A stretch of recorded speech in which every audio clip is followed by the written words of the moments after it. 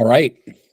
Coach's Corner number 32 today. And it's kind of the last in our series of videos on team building and leadership development. The topic today is captains selections and how you can go about selecting captains. There's a lot of different ways to do it. I know coaches that do it every way possible.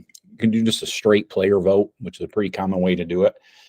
You can have the coaches pick, and I know coaches that do that. I'm not a huge fan of that, but I think probably the best way if you're gonna have a vote or selection in that way is to do kind of a combination of that, where the players vote and the coaches have input.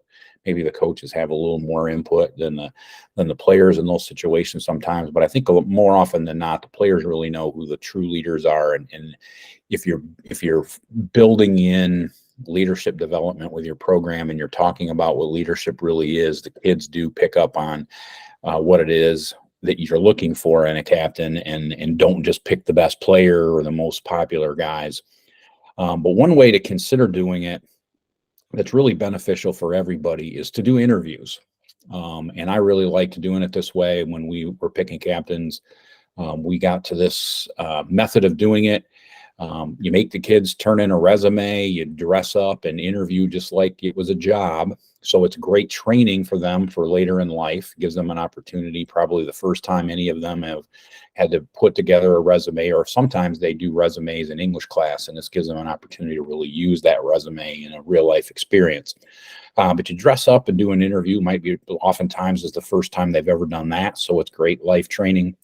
Really treat it seriously as a coaching staff. Have a panel of coaches and maybe a player to be a part of that interview process. And it's really a great learning experience for the kids, and it's also a great way for you to learn more about the players as you consider whether or not they'll be a captain or not.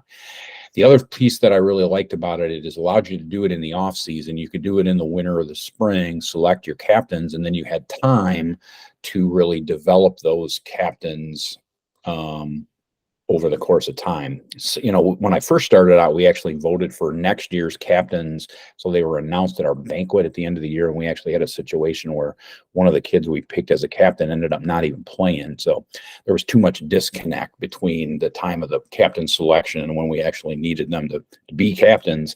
But this, when we did the interviews, we did them in the winter or the spring, and it gave us a little more, you could see how they were involved in the off-season program a little bit, and use that as part of your criteria. So in later years, to be honest, we kind of did away with captains. We really focused more on shared leadership and a leadership council that went throughout the whole year, and kind of did away with captains. We'd do game captains.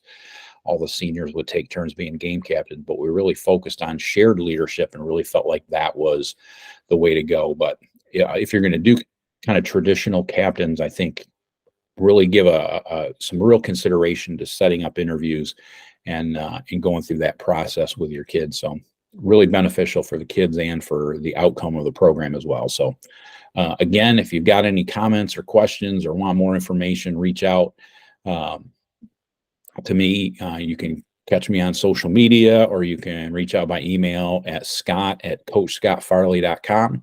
Again, share and subscribe this video if you think other people might benefit from it, and keep being that coach that your kids need you to be. All right. Great tagline, huh? All right. We will see you in a couple days. All right.